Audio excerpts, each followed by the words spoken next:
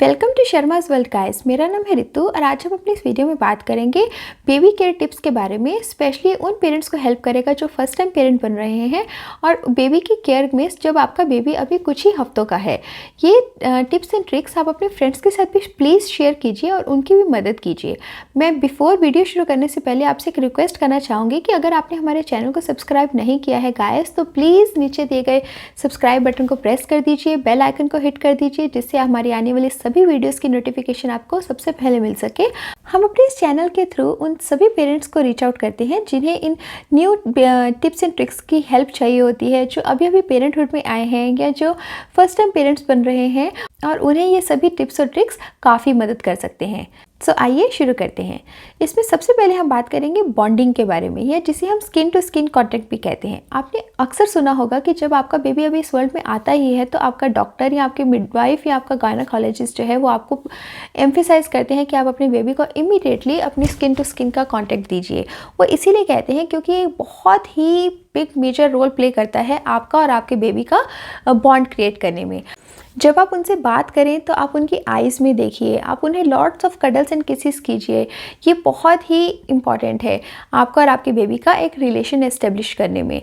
आप पॉसिबल हो सके तो एक अच्छे से बेबी करियर या बेबी रैप में इन्वेस्टमेंट कीजिए, जिससे आप इजीली बेबी को अपने चेस्ट से रैप कर सकते हैं या उसे कैरी कर सकते हैं, और आप अपने हैंड्स को फ्री रख के बाकी के काम इजीली कर सकते हैं। और इससे आपका और आपके बेबी का जो कांटेक्ट है वो भी एस्टेब्लिश होता है और आप भी काफ़ी इजी फील करते हैं।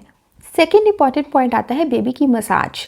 बेबी की मसाज बहुत ही इंपॉर्टेंट रोल प्ले करती है बेबी की जो मसल्स हैं उन्हें स्ट्रॉन्ग करने में, उनके मसल्स को बिल्डअप करने में। स्पेशली उनका जो बैक और नेक है उन्हें हेल्प करती है उनको सपोर्ट देने में। तो आप बेबी की मसाज को ज़रूर अपनी डेली रूटीन में लाइए। इससे एक तो बेबी की स्ट्रॉन्ग मसल्स बिल्ड होती हैं और दूसरा इससे भी एक बहुत अच्छा जो है आपका और आपके बेबी का रिलेशन एस्टेब्लिश होता है। जब बेबी और आप कुछ टाइम स्पेंड करते हैं, आप उसकी मसाज कर रहे हैं, आप उससे बात कर रहे हैं, आप उसे कडल्स कर रहे हैं, इससे भी बेबी और आपका जो बॉन्ड है वो और स्ट्रॉन्ग हो जाता है। आपको मसाज के लिए बेबी को सबसे पहले एक प्लेन सॉफ्ट सरफेस पे लेटाना है और आपको बेबी की सबसे पहले legs, then arms, then chest and then back की मसाज करनी है।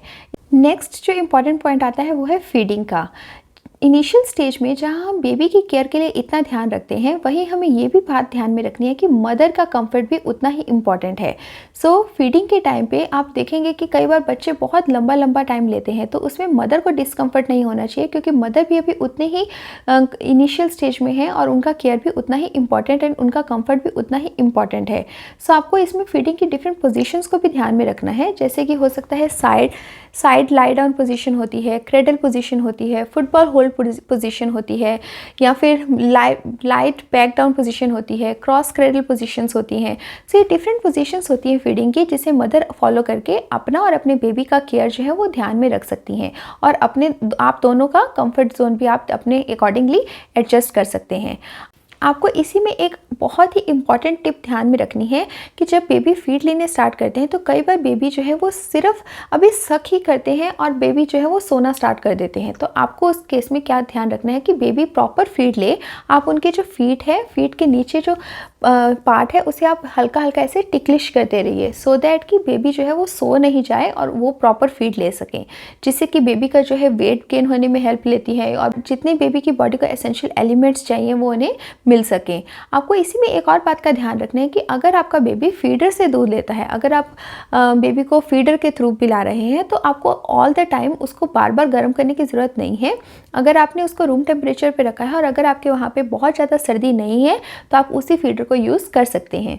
आपको इसमें एक चीज़ का ये भी ध्यान रखना है कि अगर आप थोड़ी ठंडे टेम्परेचर वाली जगह पे रहते हैं, जहाँ आप रूम टेम्परेचर पे रखा हुआ दूध बेबी को नहीं देना प्रेफर करते, तो आपको एक चीज़ का ध्यान रखना है कि आप माइक्रोवेव को अवॉइड कीजिए, क्योंकि माइक्रोवेव की जो रेडिएशंस हैं वो बेबी के मिल्क के लिए अच्छी नहीं है।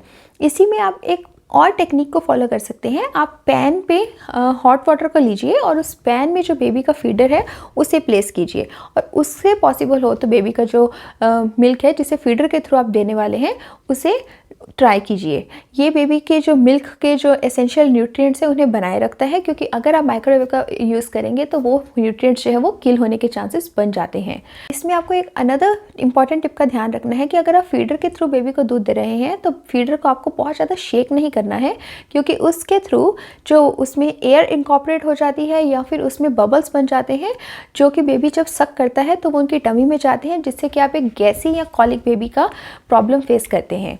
तो आपको इन सब चीज़ों को अवॉइड करना है। नेक्स्ट आता है चेंजिंग डायपर्स। आपको इसमें जब बच्चे का डायपर चेंज कर रहे हैं, स्पेशली इनिशियल स्टेजेस में जहाँ बेबी की स्किन इतनी डेलिकेट है, आपको बेसिक हाइजीन का ध्यान रखना बहुत ही एसेंशियल है। आपको बेबी के डायपर चेंज करने से पहले अपने हाथों को अच्छे से सोप से क्लीन कर लेना है, ताकि आपके हाथों में किसी भी तरह का बैक्टीरिया नहीं रहे जो कि बेबी को पास ऑन होने के चांसेस नहीं रहते हैं।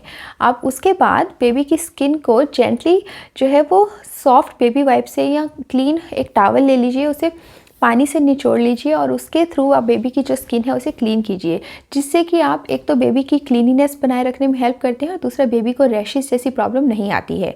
And on the safer side, जब आप बेबी को नया डायपर लगा रहे हैं तो आप एंटी रैश क्रीम भी अप्लाई कीजिए, जिससे कि किसी भी तरह का बेबी का जो है रैश होने का चांसेस रिड्यूस होता है। और वंस आपने बेबी को डायपर चेंज कर दिया और उस बेबी को क्लीन डायपर लगा दिया, उसके बाद भी आपको ध्यान रखना है कि आप अपने हाथों को क्लीन कर रहे हैं अच्छे से सोप से भी, क्योंकि आप डायपर चेंज करने के बाद भी बेबी को होल्ड करते हैं। सो आपको मेक श्योर करना है कि आप बिफोर एंड आफ्टर अपने हाथों को अच्छे से क्लीन कर लीजिए। इसमें नेक्स्ट आता है होल्डिंग अ बेबी प्रॉपरली। एक न्यूबॉर्न बेबी इतना डेलिकेट होता है कि अक्सर लोग थोड़ा डरते हैं उसको प्रॉपर कैसे होल्ड करना है। अगर आपको इसमें प्रॉब्लम आ रही है तो आप अपने किसी एक्सपर्ट से इसमें पूछ सकते हैं, पर आपको ये बहुत ध्यान रखना है कि बेबी की जो नेक है और उसकी बैक है वो वेल सपोर्टेड होनी चाहिए। यूजुअली इसके लिए कई लोग अपने हाथ का यूज़ करते हैं बेबी की नेक को होल्ड करने के लिए एंड बेबी को इस पार्ट से सपोर्ट देते हैं। कुछ लोग अपनी इस आर्म का सपोर्ट लेके बेबी को होल्ड करना प्रेफर करते हैं। और अगर आप इसमें भी कंफर्टेबल नहीं है तो आप एक पिलो या कुशन ले लीजिए, जिससे आप इजीली बेबी को पहले अपनी गोदी में एक पिलो लेके उस पर बेबी को रख के आप आसानी से बेबी को होल्ड कर सकते हैं। लेकिन आपको बहुत ध्यान रखना है कि एक न्यूली बॉर्न बेबी बहुत ज़्यादा डेलिकेट होता है और उसका जो बैक पोस्चर है हमें उसका ध्यान रखना है और उसे प्रॉपरली होल्ड करना है। इसमें नेक्स्ट आता है बेबी स्लीप। आप सब जानते हैं कि जब बेबी मदर की वूम में होता है तो वो एक स्पेस जो होता है बेबी के लिए एक बहुत कंफर्ट जोन होता है, जहाँ एक डार्क एनवायरनमेंट होता है, बेबी एकदम सिक्योर्ड फील करता है। तो जब बेबी इस वर्ल्ड में आता है तो एकदम से इतना ब्राइट वर्ल्ड, इतनी ब्राइट लाइट, तो ये एकदम से सडन चेंज उनको बहुत अपसेट भी कर सकता है। तो आपको ये ध्यान रखना है कि आप एक न्यूली बॉर्न बेबी को स्लोली इस वर्ल्ड के एनवायरनमेंट में एडजस्ट करने में उनकी हेल्प करें। आप दिन के टाइम पे उनके आसपास जो है वो ब्राइट लाइट को मेंटेन रखिए और नाइट के टाइम पे आप उनकी जो नर्सरी है या जहाँ बेबी आपका स्लीप करता है आप उसे थोड़ा डिम लाइट पे कर दीजिए। इससे क्या होगा, आप अपने बेबी को जो है उसकी स्लीप पैटर्न में एडजस्ट करने में काफ़ी हेल्प करते हैं। आपका बेबी जो है वो धीरे धीरे इस चीज़ को अडेप्ट करना स्टार्ट कर देता है कि दिन के टाइम पे एक लाइट इन्वायरमेंट में रहना है और नाइट के टाइम में आपको थोड़ा डिम इन्वायरमेंट में रहना है, सो दैट आपका बेबी जो है वो डे एंड नाइट के अकॉर्डिंग अपना स्लीप पैटर्न एडजस्ट कर लेता है। कई बेबीज आपने देखे होंगे कि बहुत जल्दी इजीली एडजस्ट हो जाते हैं कि डे में सिर्फ नैप्स लेते हैं और नाइट में वो प्रॉपरली 5 से 6 घंटे की नींद लेना स्टार्ट कर देते हैं। वो इसीलिए क्योंकि हम उनका जो बॉडी पैटर्न है और उनका स्लीप पैटर्न है वो ऐसे एडजस्ट करते हैं सो दैट उनको वो डिफरेंस समझ में आना स्टार्ट हो जाता है। इसमें एक टिप ये है कि अगर आप अपने बेबी के रूम में जहाँ वो सोते हैं और अगर नाइट है या थोड़ा डार्क है तो आप उनके आसपास जो है थोड़ी लाइट के लिए हिमालयन सॉल्ट लैम्प का यूज़ कीजिए। हिमालयन सॉल्ट लैम्प बहुत ही सूदनिंग लाइट देता है और एक ऐसी वाइब्स देता है जिससे जो बेबी के आसपास जो है वो बहुत ही एक सूदनिंग इन्वायरमेंट रहता है। वो लाइट इतनी पीसफुल एंड काम होती है जो आपके बेबी को ऑटोमेटिकली स्लीप पैटर्न में हेल्प करती है।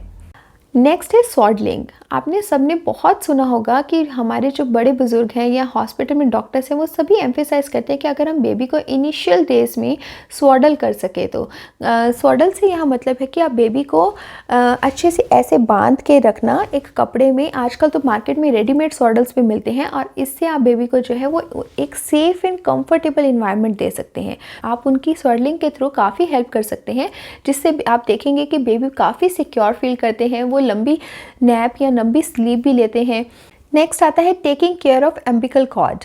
आपको इनिशियल स्टेज में जब बेबी इस वर्ल्ड में आता है तो डॉक्टर्स जो हैं वो उसका एम्बिकल कॉर्ड जो है वो उस एक पैक के साथ कनेक्ट कर देते हैं और उसका वेट करते हैं कि वो ऑटोमेटिकली ड्राई ऑफ होके फॉल हो जाए। तो आपको जब तक वो फॉल नहीं है और वो जब तक बेबी से अटैच्ड है, आपको उसका बहुत ही केयरफुली ध्यान रखना है। आपको मेक श्योर करना है कि इसका जो एम्बिकल कॉर्ड का एरिया है वो ड्राई एंड क्लीन रहे, उसमें किसी भी तरह का मॉइस्चर नहीं आना चाहिए, क्योंकि अगर उसमें मॉइस्चर आता है तो उसमें इन्फेक्शन होने के चांसेस बढ़ जाते हैं।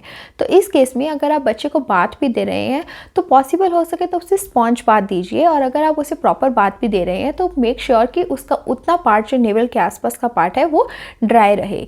जब नेक्स्ट है taking care of baby while bathing. जब आप बेबी को बाथ दे रहे हैं तो आपको मेक श्योर करना है कि आप उनको करेक्टली होल्ड कीजिए, जिससे कि किसी भी तरह का स्लिप होने का चांसेस नहीं बना रहे। The best way to hold baby while bathing is, आप अपनी दोनों हाथों को बेबी की दोनों आर्म्स के नीचे से बिहाइंड देयर शोल्डर्स होल्ड कीजिए, अलॉन्ग विद मेक श्योर कि आप उनकी नेक और उनकी बैक को सपोर्ट दे रहे हैं। आप हो सके तो अपना एक हाथ जो है वो बेबी के बम्प के नीचे से होल्ड कीजिए, सो दैट जिससे आप उनका बम्प और उनका बैक को सपोर्ट देंगे, और दूसरे जो दोनों हाथ हैं आपका जो हाथ है वो ऐसे कर्व होके उनके शोल्डर के बिहाइंड आके, सो दैट उसका हेड बेबी का आपकी आर्म से सपोर्ट ले सके और उसके दोनों शोल्डर्स आपकी दोनों आर्म्स पे आ सके, सो दैट आप उनको केयरफुली बाथ के टाइम पे बाहर लीजिए। सो इससे आप किसी भी तरह का जो एक्सीडेंट है या बेबी के स्लिप होने के चांसेस है वो बहुत रिड्यूस हो जाते हैं।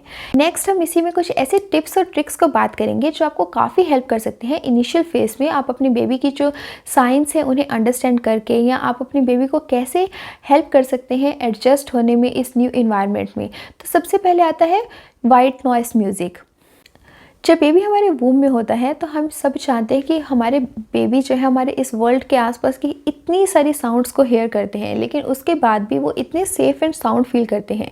सो इसीलिए जब आपका बेबी इस वर्ल्ड में आता है तो हम उनके लिए एक ऐसा इन्वायरमेंट क्रिएट करते हैं कि नहीं, बेबी स्लीप कर रहा है, एकदम शांत रहिए, एकदम कोई साउंड नहीं कीजिए, लेकिन वो एक्चुअली उनके लिए थोड़ा डिस्टर्बिंग रहता है। आप बहुत से ऐसी यूट्यूब पे वीडियोस हैं, या आप अपने घर पे कुछ ऐसा कुछ चला सकते हैं जिससे बेबी को वो म्यूज़िक जो है वो सूदनिंग फील करवा सके, तो उसे हम वाइट नॉइस म्यूज़िक कहते हैं।